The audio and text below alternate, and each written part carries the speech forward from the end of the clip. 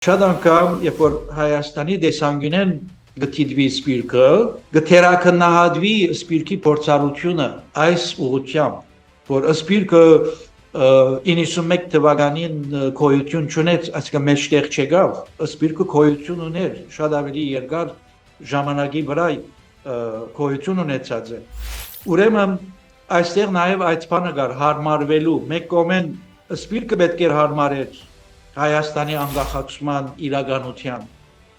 Մյուս կողմեն Հայաստանը պիտի փորձեր հասկանալ, որ սպիրկը որ գոյություն ունեցել այս երկար ժամանակահատվածի մեջ,